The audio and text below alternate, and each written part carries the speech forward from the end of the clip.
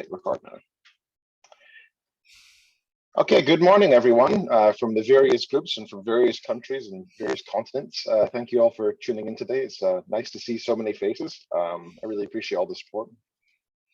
Today we're hosting Dr. Sandy Brownlee from the University of Stirling in the Division of Computing Science and Mathematics. Sandy has recently become a senior lecturer at Stirling, so congratulations to Sandy for your new position, well earned. Thanks, Ken. Of course. And today he's going to be giving a seminar on modeling and optimization of aircraft ground movement for greener and for faster airport operations. So without any further introductions, please take it away, Sandy. Sure. Share screen, and you may see a slightly different title on the screen, and I think that's probably because I forgot to check that my slides and what I sent you were aligned. But there we go. So anyway, it is about the thing that Ken described. It's basically all about aircraft taxiing efficiency. Hopefully you can see my slide now. And this is joint work with a relatively large number of people. I suspect I've probably missed one or two names off this list as well. But you can see their names there, and naturally wouldn't be possible without any of them. So a lot of academic and industrial partners in this stuff. And what I will do is, hopefully if PowerPoint wakes up and progresses, there we go. So I'll start out by kind of setting out what the whole problem is and why it's important. I'll give you a little bit of insight into the nightmare of data collection and cleaning for this problem. And then I'll go on to the really core bits of what I want to share, which are a mixture of predictive modeling using machine learning, an exact routing algorithm, so proper computer science stuff, and a search-based optimization approach using a genetic algorithm, and a little bit about what this all looks like in practice at the end.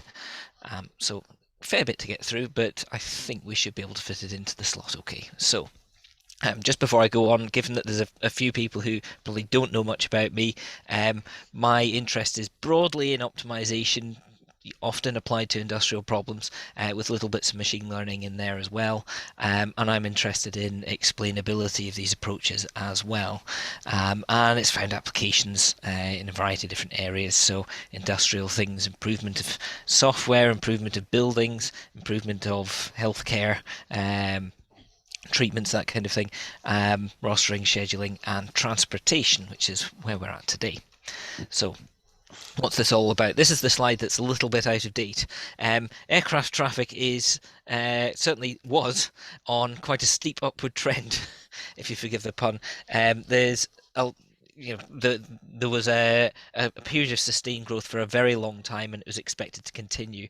That is probably a bit on pause at the moment, but there's certainly signs that it's recovering as people are starting to be able to travel again, and it's still a big sector. There's still a huge impact on global carbon emissions and other nasty outputs from aircraft engines, so it's still a big deal. There is still a huge amount of money in it. There's still a lot of fuel being burnt, and still a lot of time being spent by people in planes, so it's still quite a big problem.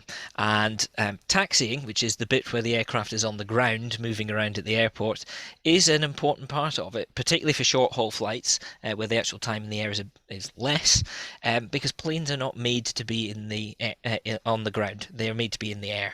So aircraft engines are just not as efficient at ground level where the air is a bit thicker, and consequently quite a lot of fuel is spent just moving around at an airport at low speeds, and I actually can't remember if that 5 million tons globally is UK or if it's Europe, but it's not global. So it's a big deal. So this guy's that's one of my lecturers. Scott, could you please mute yourself? Thank you. Right. Thanks, Ken. So a little bit about the problem, and many of us will have been in planes. I expect most of us have at one point or another. You'll know roughly what this is about. It's the plane moving from one place to another on the ground. So this is a top-down view of an airport. It happens to be Manchester Airport, albeit a few years ago, because they've done a fair bit of construction work in this area since. But the blue bit in the middle here is the terminal building. That's where you go and buy your drinks and nice things before you get on the plane, and where you wait patiently for the plane to come. And then these bits with the numbers, these are called stands. Passengers tend to call them gates, but this is basically where the planes park. And what we're looking to do is find a cheapest path between these number bits, the stands, along the yellow lines, which are the taxiways, to the runway, which is this big grey bit here.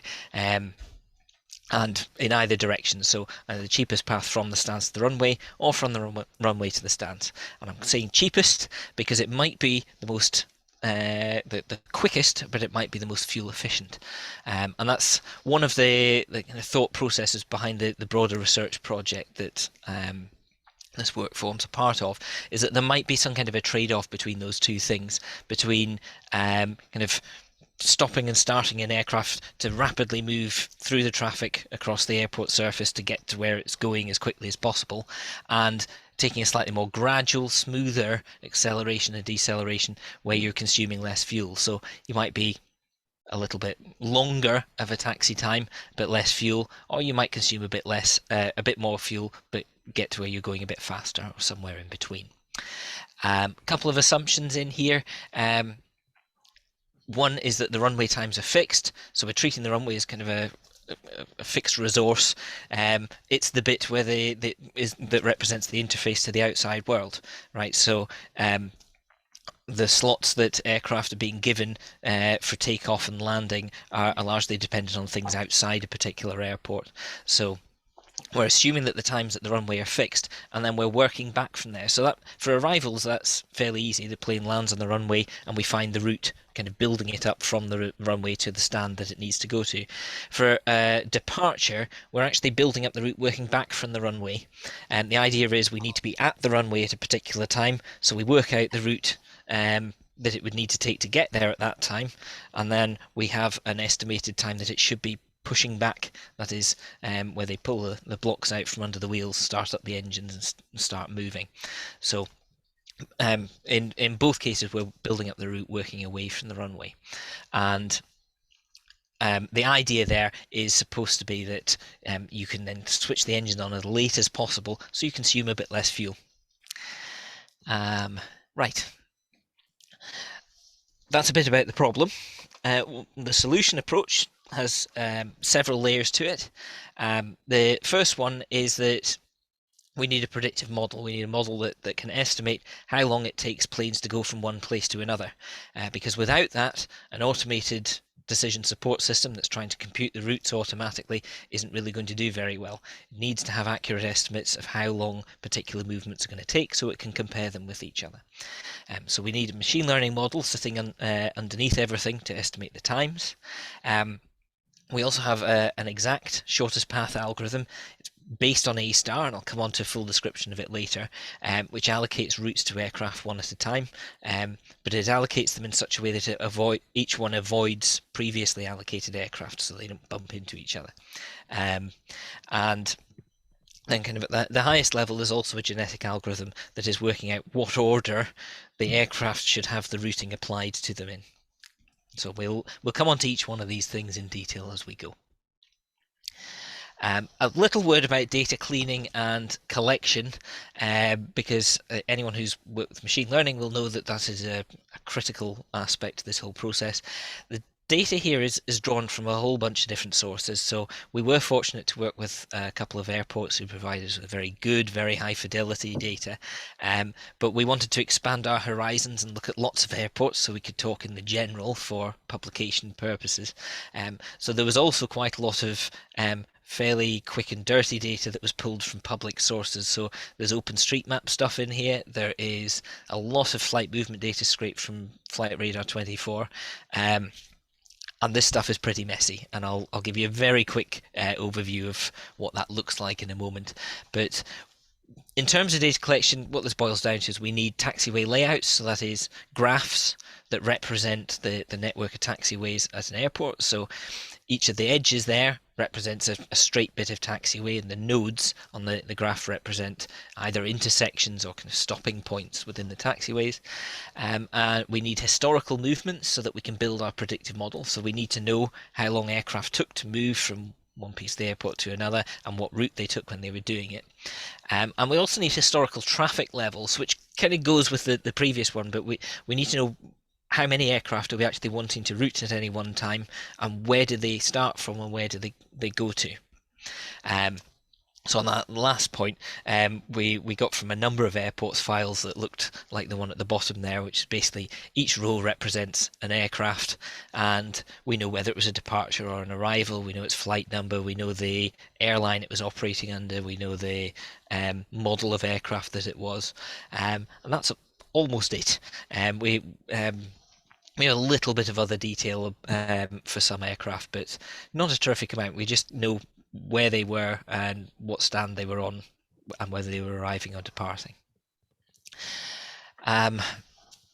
So I mentioned that we've got quite a lot of quick and dirty data. So the movement data was the worst of it, and probably accounted for about 2 years of research time, cleaning it and preparing it and making it all nice. Basically, the movement data is collected using a medium called ADS-B. So each aircraft now is required to broadcast their location every few seconds, using GPS to locate where they are, and then they broadcast in the clear latitude, longitude, altitude, and a timestamp.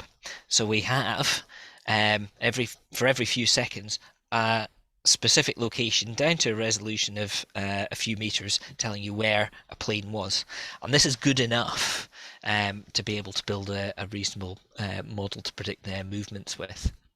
So the overall process is highlighted there. I'm not going to go into a lot of detail because it's fairly dry data cleaning stuff, but what it amounts to is that we've got a lot of routes that look like this yellow one at the bottom, a kind of wiggly line, and we're snapping them onto a route that looks more like the white one, which is where we know precisely which edges in the taxiway graph the aircraft were moving along at any one time. The kind of underlying process that's going on there is that we've got a lot of points that look like this with timestamps, and we've got the graph sitting next to it. Consistent, yeah, we've got a lot of points, we've got the edges. We basically look at which edges the points are closest to.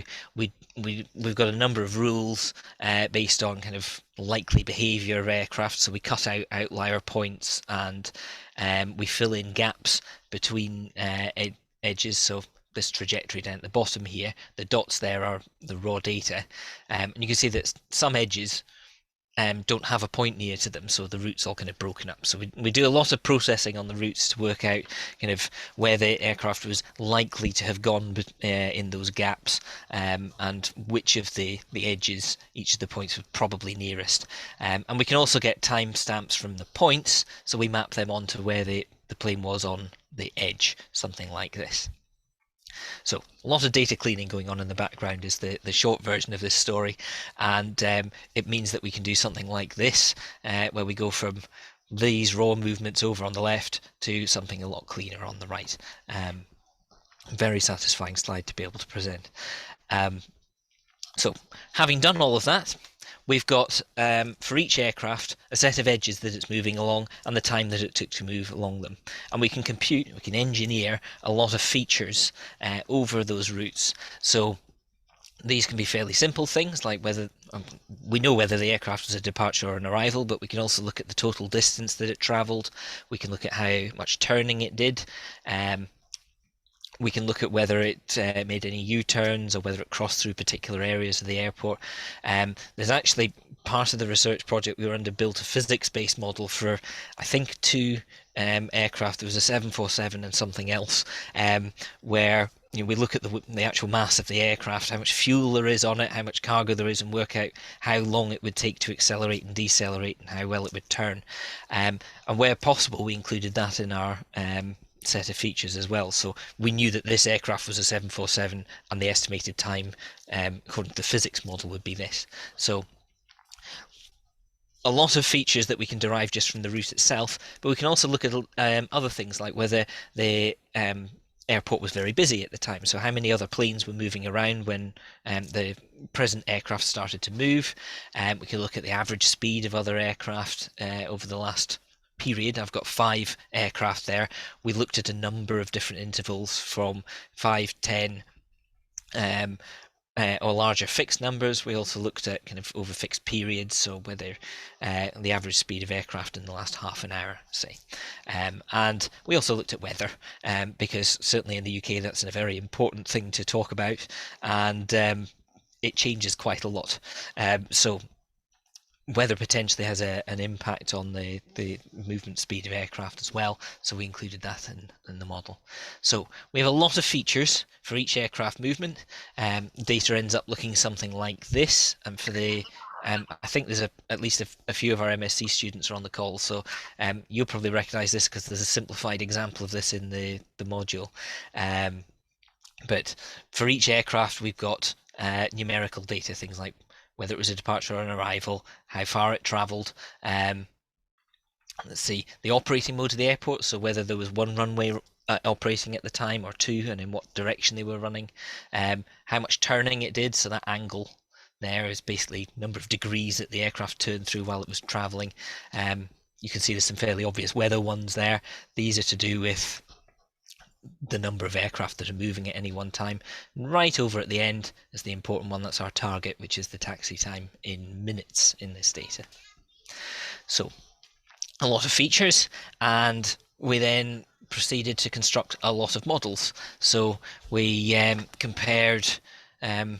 we actually compared a number more models than this, but for ease of putting together a presentation, I've taken a table out of one of our papers. So here we're comparing a multi-layer perceptron, linear regression, polynomial regression, gradient boosting regression tree, and a random forest. And we're comparing them on a number of different metrics. So there's all of the obvious ones like R-squared and mean squared error. But important ones from our point of view are actually, are we getting the predictions within a tolerance? So are we getting our predicted times within 1 minute of the true time, or within 5 minutes of the true time?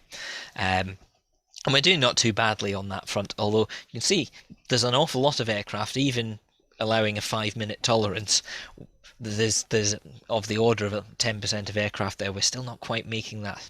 So there's a lot of noise and a lot of uncertainty attached to the modelling here.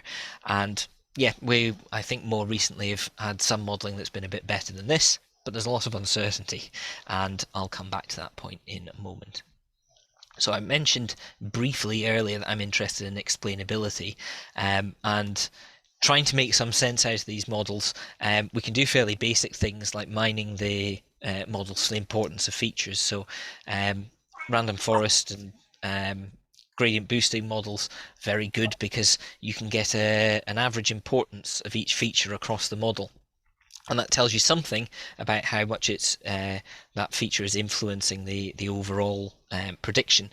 And there's not really any surprises that came out of what we had here. So it provided quite a nice sanity check. You can see this plot here is just for one airport's worth of data, for one model that was built on it. But we get a very similar picture for lots of models. Distance is the big factor. The further the plane's got to go, the longer it takes. The more turning it has to do, the longer it takes. And then the next biggest feature here is average speed of the last few aircraft. And it's not particularly important, but it ends up being more important than all of those other features that we'd engineered. My working theory on this is that basically serves as a proxy, a way of capturing all of the other behaviors. So, if the weather's bad or if it's really busy, it makes all the other planes move more slowly, and then that's captured in the average speed variable. So an important thing, if you're interested in feature engineering, building machine learning models, thinking through the particular features that are useful and whether they can capture kind of almost shadow variables is quite a useful thing to do. So having looked at feature importance like that, we also tried doing a more systematic feature selection process. So we grouped all of the features into different categories. So there were things like route specific things, so distance, amount of turning, whether there be U-turns, whether the aircraft pass through particular bits of the airport, that kind of stuff. And then aircraft specific things, so model, the airline. So yeah, well, the thing's being recorded, but I'll say it anyway. So some airlines do instruct their pilots to basically go a bit faster than they're allowed to at airports. And I've had tower personnel saying to me, this is that airline is a bunch of cowboys. They really ought to be reeled in, but the airlines are the ones who are paying the airports, so the airports kind of just got to put up with it. Obviously, there are safety limits behind these things, but the airports would rather that things were being done in a bit more of an orderly manner. So some airlines will taxi a lot faster than other ones. So looking at a number of features to do with the actual aircraft themselves as well. And then there's other things like these proxy variables for average speeds, weather, and so on. So we're grouping all of these into different groups and looking at whether just including those groups in the model make any difference. And you'll see this table here. So this is pulled out of a paper too, and we've bolded the ones in Group D. And if you're very observant, you'll see that the accuracies in Group E are actually a bit better. And the reason that we haven't, that we're kind of ignoring Group E is that it's including features that we've got in historical data. So things like while our plane was moving, how many other planes started moving. We got that in historical data, but we don't have it if we're trying to build a predictive model because our plane hasn't started moving yet. So we don't know what's going to happen while it's moving. So that Group E kind of represents a baseline. Like if we had everything that we could possibly know, including the benefit of foresight, then that's the quality of model that we could get. But taking the kind of seeing the future features out, we get down to Group D, which includes nearly everything apart from those, and we get a reasonable accuracy of model there. But nevertheless, still some uncertainty in that model. So I'll come on to that once we get into the routing algorithm stuff, which is very helpfully now. So I'll start with the routing algorithm itself, and then I'll go into a little discussion about uncertainty. So the routing algorithm here, for those who've got computing science background, you'll hopefully at least remember graphs and Dijkstra's algorithm, A-star algorithm. A-star will guarantee that it will find the shortest path across the graph, assuming that the heuristic part of that function meets with certain restrictions, shall we say. And so we have already routing algorithms that will guarantee they'll find you a shortest path or a cheapest path through a graph. And so what we've done here is adapt one of those in order to cope with the fact that there are things moving around that we want to avoid each other. So I'll go through a little worked example to show how this adapted A-star algorithm works. So here's a very simple airport. Most airports are more complicated than this. Over on the left, A is, let's say that's our entrance or our exit from our runway, and G, H, and I are stands at the terminal building. And then all of the other nodes there are waypoints or intersections within our set of taxiways.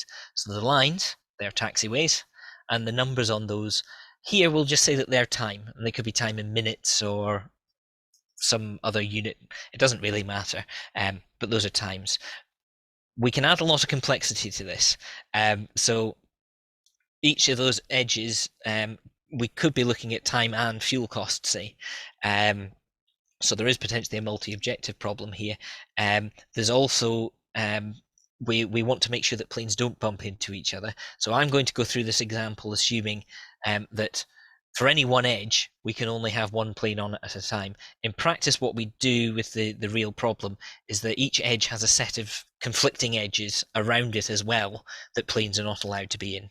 So there is an extra layer of complexity to what I'm presenting here, but the simple example kind of gets the point across. So for each of these edges, we have what we call a set of time windows. These basically times during which the edge can be used, times when it's available. So if we start out with a little example problem, All the red figures there are the time windows, and at the beginning, because no planes have been moving around, all of the edges are free from now until eternity. And we could, if we want, initialize those with additional restrictions. So one of the problems that I've looked at, one of the nodes was a runway crossing.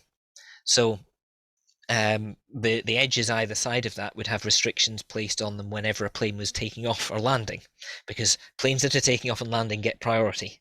In fact, there's a pecking order at the airport. Planes that are going really fast get the maximum priority, so the ones on the runway that are taking off or landing, they kind of rule, and then planes that are taxiing are next in the pecking order, and then all the cars and luggage trucks and everything else just have to get out of everyone's way. So we can make assumptions like that because those are the rules that are enforced at the airport.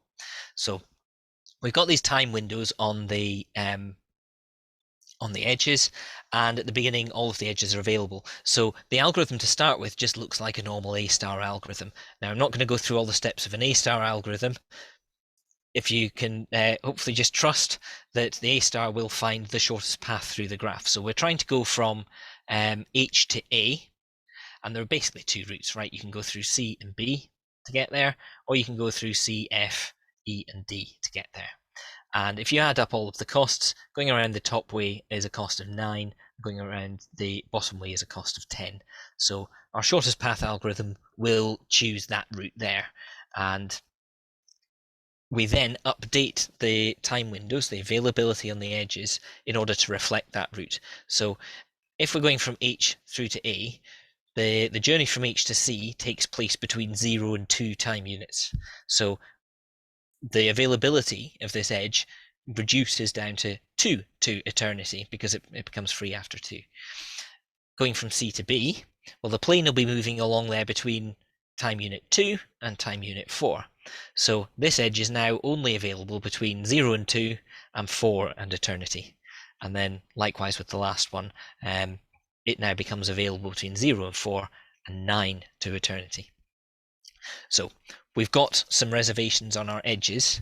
And what we then do is when we're routing the next aircraft, we look at the availability on the edges. And if we're not able to pass through an edge, then we wait on the previous edge until we are able to pass through it. So if we have a plane sitting at A, having just come off of the runway, it's not going to be able to take this route straight away because this edge is not available from 0 to 5. So a plane that's moving from A to B will take 5 time units. So that would be from 0 to 5, but we're only available from 0 to 4. So we'll have to wait until 9 when the other plane has passed by for us to be able to move along this edge. So we would start out here at 9. We would get to B at 14. We'd get to C at 16. And then we would get to G at 18. So going around the top way, the total journey time ends up being 18 time units. Whereas going around the bottom way, because all of the edges are still available, that's still only time units. So we go around the bottom way, that takes our 10 time units. We reserve all of the edges, and we repeat again. And if we do that with the third aircraft, we'll find that it ends up I thought I had an animation for that one too. I don't. We'll find that it ends up going through the top way. It'll follow the first aircraft out. So that's how the routing algorithm is working. There is a bit of a simplification, but basically it's an A-star algorithm with these time windows, a time element added to it. The nice thing about it is that you can still use the costs on the edges. The costs could be not time, right? They could be fuel. But the time windows maintain this preservation of safety. The time windows will still ensure that the aircraft keep out of each other's way. So you can have either optimization for fuel or for time or for some combination of the two. And we've looked at trying to weight the two together as well. Now, I mentioned uncertainty before. You'll notice that the models were not particularly highly accurate. So the times on the edges are uncertain. And that basically boils down to the models not being perfect, but it also is partly because the planes are controlled by people. The planes are physical things in the real world. Sometimes they'll just behave a bit differently to what we expected them to. And Now, there's a few approaches to dealing with uncertainty here. I'm going to skim over this a little bit on the quick side, so apologise for that in advance. One approach is really simple. It's just to add a buffer around the aircraft. So when we're reserving the time windows, we could say, well, we'll assume that the plane might be a second slower or a second faster than we said that it would be. So we'll reserve a bigger block of time on each edge for the aircraft, and that means there'll be a guaranteed path through the airport, avoiding all other planes, even if it's a bit slower or a bit faster than we expected. And that's fine, but the problem with doing that is that you're wasting capacity, because you're keeping lots of the airport free when perhaps you wouldn't need to. And big problem, if you want to fit more planes into an airport, ultimately there becomes a physical capacity issue where you need to build lots of taxiways. And if you think that roadworks are disruptive, trying to make changes to a live airport is an order of magnitude more difficult again, and more expensive. You also have issues like, so Manchester, and this is the reason it appears in our examples, Manchester's built on a marsh, Manchester Airport that is. They've had to put one of their runways in a really inconvenient place because the ground in the other places was too soft. They actually had problems with some bits of the taxiways getting dents in them because the ground is quite soft. Building more taxiways is just not something that they can do. So making as efficient use of them as we can is important. So another approach that we can try, and there's a paper underway on this at the moment because it has proven to be quite effective, but I don't have results I can share with you yet. It's basically to try multiple scenarios. So for each of the aircraft that we're looking to route, we maybe have a kind of a slow, a medium, and a fast scenario, and we try a few combinations of those over the set of aircraft that need to be routed, and then we basically just pick the routes that appear most often in those scenarios, and they turn out to be quite good. They turn out to be robust because they've been tested against a number of different possibilities. So that's another relatively simple approach we can take. I tend to overthink things and go for quite complicated approaches. So when I first started tackling this, we were using a fuzzy rule-based system to predict the taxi times. So I thought, well, maybe we could extend that to the routing algorithm as well. So here comes what I think is possibly one of the most difficult slides to understand. So I'll do my best here. So for each of our edges, instead of having a fixed time to traverse along them, we switch the times to being triangular fuzzy membership functions. So up in the top left here, we have an x-axis, which is time, and then these two triangles are the time window. So the available time on that edges on that edge of taxiway. So the beginning time is the left triangle, and the ending time is the right triangle. Basically, the top of the triangle is the most likely, in very loose terms, is the most likely time, but there's a lower bound and an upper bound as well. The next plot, my mouse seems to have disappeared. Oh, there we go. The next thing here is when the plane arrives at the edge. Now, I mentioned before that if a plane arrives at an edge before the edge is available, it just sits there and waits until it can start moving along the edge. So the earliest time that a plane can actually start moving is essentially a combination of the start time of the time window and the arrival time at the edge, which looks something like this. It's basically the later of both of those two times. And when you have two triangles and you add them together and they look like this, you end up with a bit of a funny looking shape like this. If you then add on another triangular time, which is how long it takes to move along that edge, we end up with the exit time, which is an even more stretched out funny looking shape here. And if you do that over lots of aircraft, then you end up with huge numbers of triangles all overlaid over each other, which represent the possible times that planes could arrive at the end of their journey. And we had basically a selection process here where we were trying to get a balance between the most likely time being as short as possible, but also some kind of consistency. These ones at the bottom here, there is a lot of uncertainty in those times, and even if you kind of took the most likely time out of all those and it was less than the ones above, you're probably going to be more interested in the ones at the top because they at least are predictable. There's a lot less noise going on there. So we implemented this approach. We tried comparing it against the kind of fixed buffers approach that I described before, and we ran it through a simulation tool. Basically, the planes move around virtually in the airport, and when they get too close to each other, they have to stop.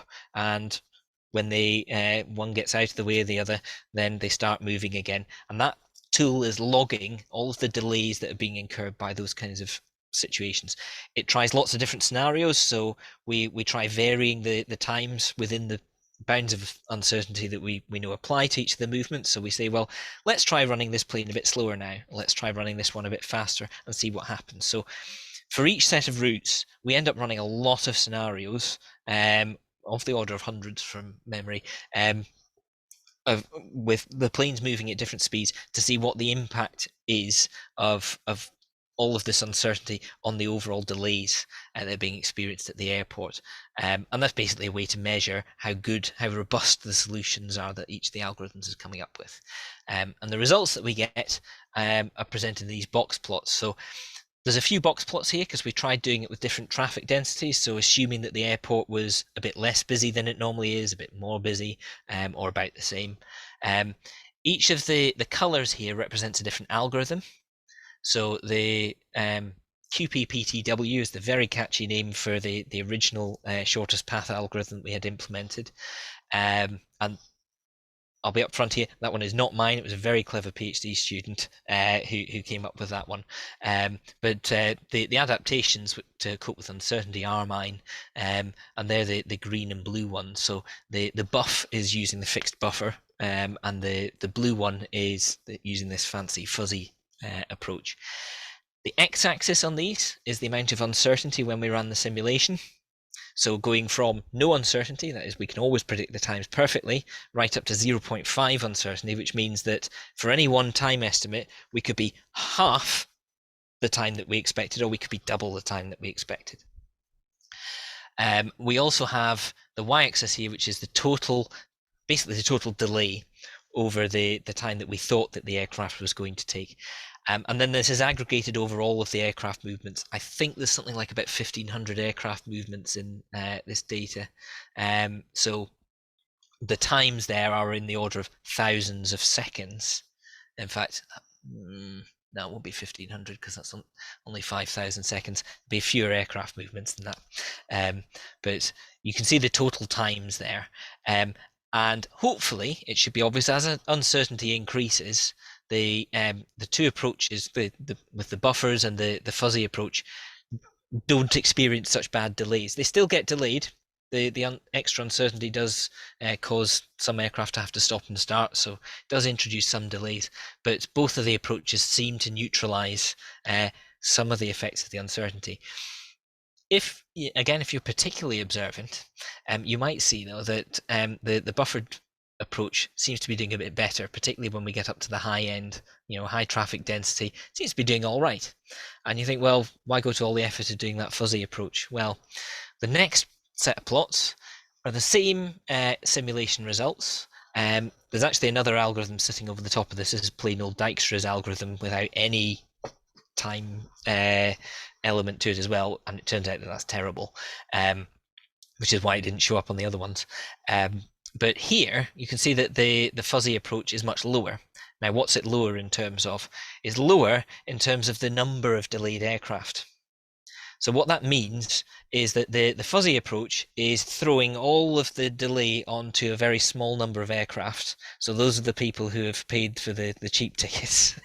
And the people in the kind of private jets and things have not had any delay applied to them. So that seems to be what's going on. So there's a management decision there. Do you take a big hit on a small number of aircraft, or do you spread it out evenly across lots? So there was a nice trade-off that came out of that we weren't really expecting to see. Right, that's, I think, probably enough about uncertainty. I'm now going to get into the little bit about genetic algorithms that I promised. So you'll have seen that when I went through the algorithm before, I allocated the routes to the planes in a particular order. And there was nothing special about the order. It was entirely arbitrary. I'd numbered the aircraft 1, 2, 3, so I ran through the routing in the order 1, 2, 3. We don't have to do that.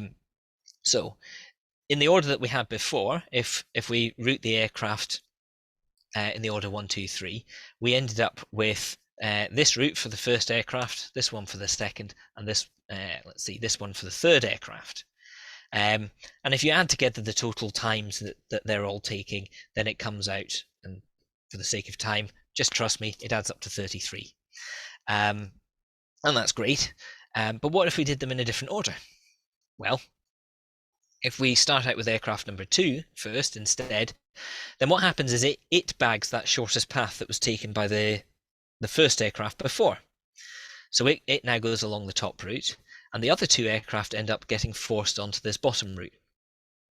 And if you add the times together there, then the total taxi time comes out at 31. So overall, just by having changed the order in which we ran our exact shortest path algorithm, we've ended up with a shorter time overall. So the order matters. Sometimes we get different results depending on the order that we ran the routing algorithm. So what order do we route them in practice? Well, one approach, and it actually turns out to be reasonably effective, is just to do first come first served. So you look at the runway times that have been allocated to the aircraft when they make an appearance within the airport, and you say, well, the first one gets the route first, and then the next one after that gets the next route, and so on. And that works out pretty well. An alternative is to try doing a search over all the possible orders in which we could do them. We run the routing algorithm each time, and we see which one comes out the best, which ordering comes out the best. So the way that this rolling window works, anyone who's done kind of scheduling problems may have heard of a rolling window or a receding horizon, it's sometimes called. And the idea is that we've got a sequence of aircraft here. They're sorted in time order going from left to right. And we've got arrivals and departures all mixed together. It doesn't really matter too much. But we basically have a window of them that we're allocating routes to. And once we've explored all the possible routes there, so if there's 4 aircraft there, there'll be 4 factorial possible orders in which we could apply routes to them. So we might do this one, this one, this one, and this one, and then we'll try swapping the first 2 around and seeing what happens then. And it's important to note here, we're not changing the times that the aircraft are actually starting their movement. It's just the order in which we're running the routing algorithm. So we try lots of different orderings for running our routing algorithm. We find the best one, and we allocate the routes to those aircraft, and then they're fixed. And then we move on to the next window of aircraft. And we allocate the routes to them, and so on, until all of the aircraft have had routes allocated and they've completed their journeys. Now, problem with this is that reasonable window size is actually of the order of 10 aircraft. Maybe at a very busy airport it goes even bigger than that, because this is how many aircraft can be moving simultaneously at an airport. And searching through permutations is order n factorial. Jolly long time to do that. And the routing algorithm, because it's sitting on top of all this other infrastructure, can be fairly slow. So allocating the routes to 20 aircraft for Doha Airport, which is a relatively simple one, takes about 5 seconds. That's 5 seconds for an evaluation. And for Beijing Airport, it's over 3 minutes. Okay, we can throw lots of CPU cores at that and evaluate lots, but realistically, an exhaustive search isn't going to cut it here. 5 or 6 aircraft is, to be honest, quite optimistic for an exhaustive search over permutations. So the idea that I had, being a genetic algorithms interested person, everything looks like a genetic algorithm problem, in the same way that if you've got a hammer, everything looks like a nail. Well, let's try running a genetic algorithm on this and see what happens. So the idea was, for each time window there, each block of 10 aircraft, we run the genetic algorithm. The fitness function is simply run the routing algorithm on that ordering of aircraft, see how long the taxi times are estimated to be, and try to minimize that. The encoding is pretty straightforward. It's just a list of integers, the aircraft IDs. We initialize with randomly generated sequences, plus the first come first served approach, because we know that that's reasonably good and we can estimate that quite easily. And then some fairly standard crossover mutation operators. And we run it on we ran it on some example data sets with these airports. And the results that we get, there's a lot of numbers in this table, and if you're really keen to look at lots of numbers, you can look at the paper that was presented at Gecko 3 or 4 years ago. But basically the gist of it is the columns are for each of the airports we're looking at, and the numbers are number of seconds for total taxi time over all of the aircraft. At the top, we've got a lower bound, which is what happens if we assume that aircraft can pass through each other. So if we ran the shortest path algorithm, assuming that planes can take the literal shortest path that they possibly could, then that's the bottom line. And first come, first served is actually coming pretty close. As I said, it's in the same ballpark. We're talking a couple of 100 seconds against tens of thousands of seconds, so not a huge amount left to shave off. If we try doing an exhaustive search using, so each of these is an exhaustive search in different window sizes, then they do okay as well, but they're quite time consuming. The GA actually does all right. We get within the vicinity of the lower bound, certainly much closer than any of the other approaches. So we are able, and I'm going to jump onto the next page, we're able to basically say we can make quite a big improvement over first come, first served, but first come, first served actually did quite well already. So if we compare first come, first served to the real airport operations, as in the routes the planes actually took, we're able to get savings around 30% in time, which is great. Assuming that we could actually meet that in practice, that would be a considerable amount of fuel and time saved. Adding the GA on top of that adds about another 1 or 0.5% depending on the airport. That's not insignificant. Even that 1 or 0.5% amounts to 100,000 K of fuel being saved per airport per year, which is all right. But the really big savings come from adopting the automated approach in the first place. Now, I promised a little bit about what it all looks like in practice as well. So at the moment, at Cranfield University, we have a flight simulator with some real crews from Air France KLM sitting in it, trying out our routes. What happens is we take the route and we generate what we call a speed profile, which is the expected speed that the aircraft should be following as it progresses along the route. So basically, you should be doing 10 meters per second, 5 meters per second, 10. Not too much stopping and starting. We try to smooth it out as much as possible, but that's the idea. And the way that we communicate that is what's being tested in the flight simulators. So partly that and partly how well the pilots actually respond to the thing. We had a lot of interesting talk right at the beginning of this project where it's multidisciplinary. We've all got different language. We talked about simulators in 2 different ways, and it took us 3 months to realize that we meant different things.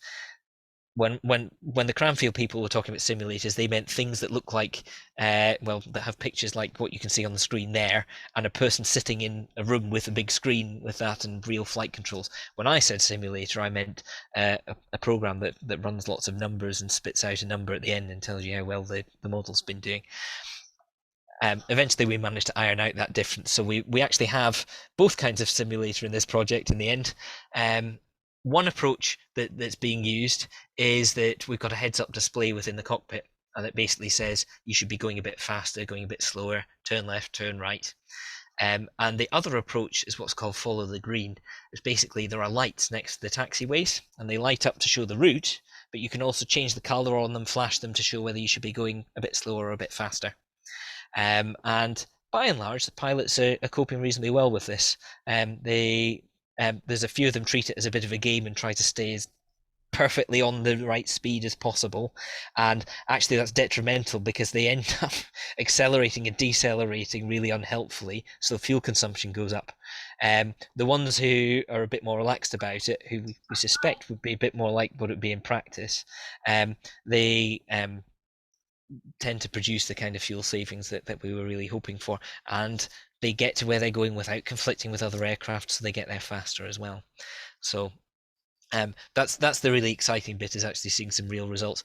One of these days, one of the airports that we're talking to might think about implementing all this stuff in practice. I know that there have been conversations between the lead at Queen Mary University in London and Manchester Airport, but it hasn't gone very far yet. But that's kind of the ultimate goal of the whole thing. So that last slide is kind of extra to the follow the green thing, but I don't think we need to cover it here. So there is a load of papers. If you're interested in reading a bit more, the website for the project is listed at the bottom there. I should have put my own web page on there as well, and I haven't, because most of those papers are linked from there too. But if you look for me at the University of Stirling, you will find me. And there's, under my publication list, there's a whole bunch of things there, plus some nice videos, including that one that's linked to in the middle there. Microsoft provided us with some free cloud time to do some of the data cleaning stuff, and there's a video about that there too. So overall summary, mixture of a GA, shortest path algorithm, and machine learning. You take what techniques work best for a given problem. Sometimes an exact method will work, sometimes a GA will work, sometimes machine learning, sometimes a really simple linear model. Whatever works best for your problem, that's the approach that you use. So we're drawing on quite a number of different techniques here. Really exciting thing, potentially huge savings available here. As we're moving towards making things more and more automated, there is a real chance that we can actually see them being realized in practice. And well, yeah, I think it's also worth mentioning the algorithms here have ended up finding their way into other applications as well. So I'm talking to another company about using these approaches to route aircraft in the sky, where there are also significant savings to be made. And also there's a small business used it for routing trucks around their warehouse, which is kind of interesting too. So there we go. That's all I have to share. I welcome any questions or anything now. Thank you so much, Sandy. That was excellent. Very, very interesting work. I have a bunch of questions, and I'm gonna use my host privilege to steal the first slot before offering up to everybody else. It was sort of a general question. This is a really daunting project, and when you first begun it, how did you decide to tackle it with the various different methods and different approaches? Like, that must have been really, really daunting. Well, yeah. I mean, to be fair, when I first started, the project was gracefully like passed on to me. Like, basically, do something to do with airport operations was the instruction I was given when I first started as a postdoc. I mean, it is all about breaking it down, and there's a lot of really talented people involved in this as well, and we each took bits of it. So, my background is largely in optimization, although I started out, my PhD was in estimation distribution algorithms, which is building probabilistic models, looking at uncertainties, trying to find the structure in underlying data and optimization processes. So, the idea of trying to deal with uncertainty and trying to build more accurate models really came out of a lot of that background. But I mean, to be fair, it's been a problem that's been of interest to the aviation sector for probably about 20 years. There is stuff going way back, and I quite like the intersection of different approaches. So I tend to be quite open to just thinking, well, let's try doing this thing here and see what happens. So and I was very lucky to be able to work on a project that was very well funded. So the transit project that's there is a later one that was funded that I was involved in developing, but the earlier project, which helped to fund my early postdoc years, was a much broader airport operations project, and it provided a lot of freedom to just look at interesting problems. So we would go to airports and we would say, what can we do for you? You've obviously got lots of optimization problems, so what would you like us to work on? So Manchester Airport were one of the ones who kind of set the taxiing thing because it really matters to them. Okay, thank you very much. I'll open it up to other people now. Anybody want to ask any questions to Sandy? Sure. I have a question, Sandy. Very interesting talk, and I think you really motivated reasonably well the GA approach that you used.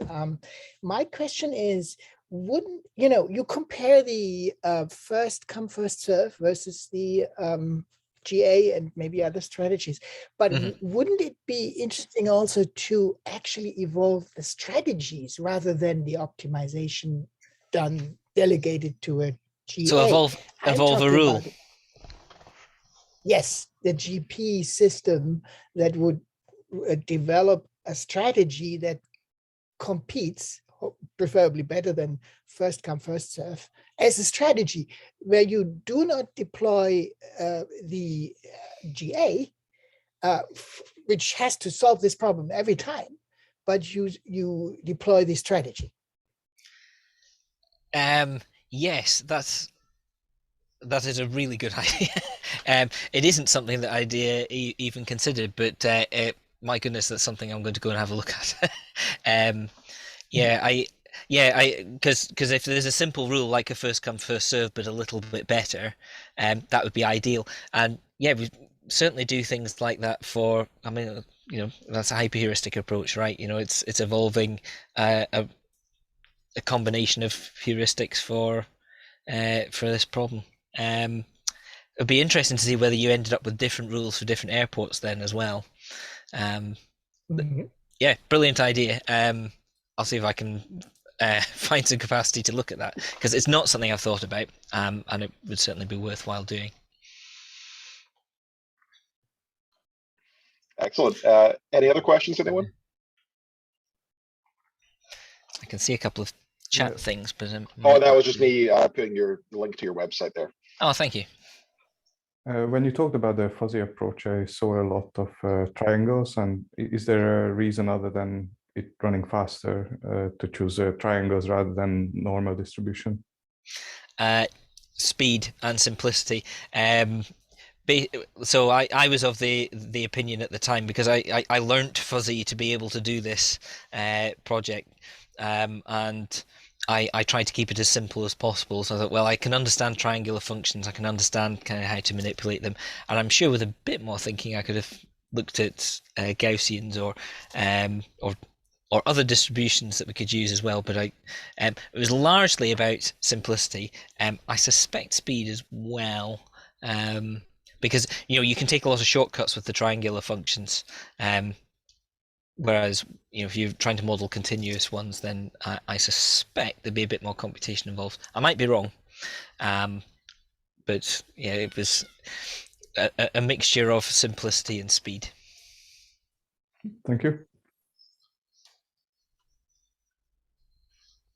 I'll jump in with another one then. How did all these various airports with these various problems solve these problems themselves before your project came along?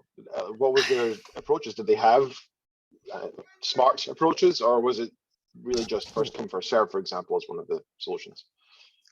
Yes, it's very much the latter. I mean, it's understandably, right, because there's a lot of safety involved. It's a very conservative industry, so you stick with what works. So we've got collaborators at Nottingham still who've done a lot of work with Heathrow, and their classic story on this is that when they developed an automated system for telling the planes what order they could land in, the user interface to that still had to look like wooden blocks moving around on a board, because that's how they did it before.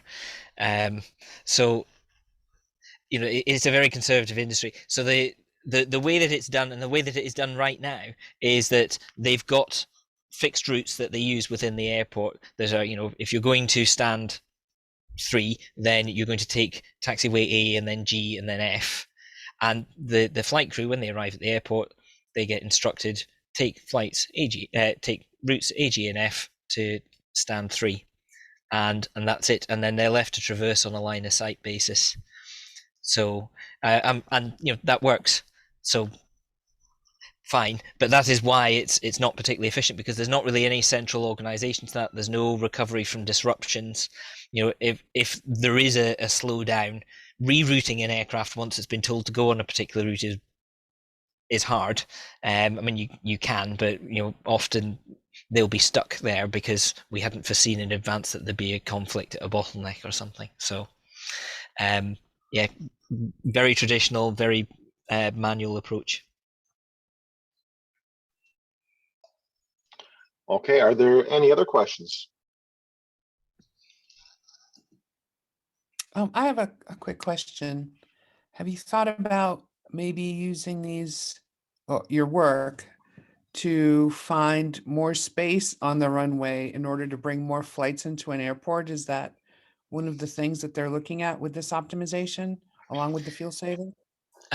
Yeah, so I've done a little bit of integrating with the runway sequencing. So at an airport, there's at least, there's lots of critical optimization problems, but there are three that really intersect with each other. So there is the what we call ground movement, the taxi routing problem that I've been talking about.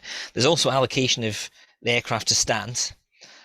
So kind of where you put them at the terminal building, and there's runway sequencing, which is the really big one, because there's a lot of airports, the runways are the bottleneck.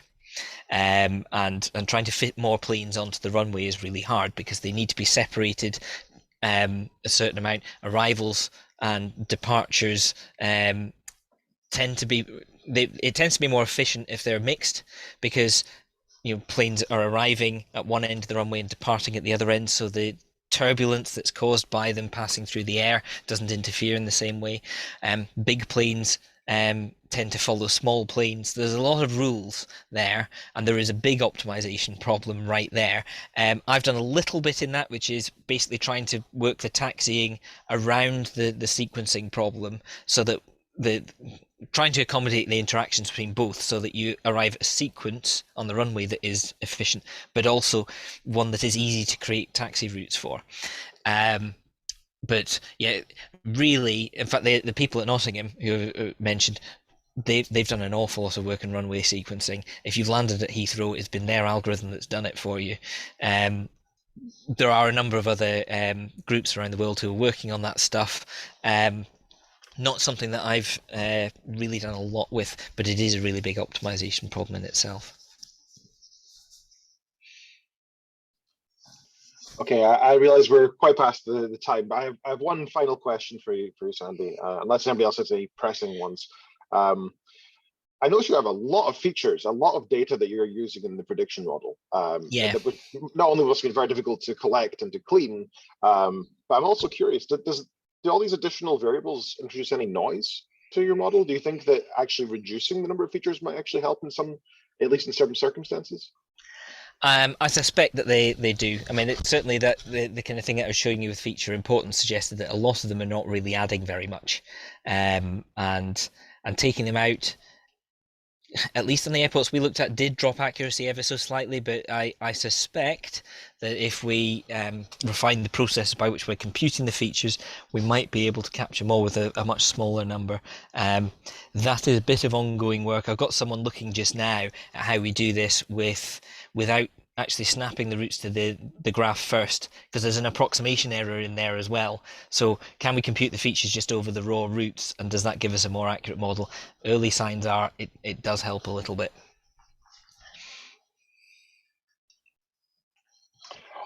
Okay, then thank you so much for presenting today, Sandy. Really appreciate it. What really was a fascinating talk, and I think everybody here very much appreciate that. We are looking for more people to offer to host these in the future. We are open to, I don't think there's any particular rules about who can present, so long as it's something that you think would be of interest to an international group of people interested in optimization, evolutionary computation, that kind of field. We're very open to topics. So if you are interested, please either contact Sandy or myself, and we can try and arrange something. Yeah. But otherwise, thank you again, Sandy. That really was fantastic. Much appreciated. Welcome. Thanks for the invitation.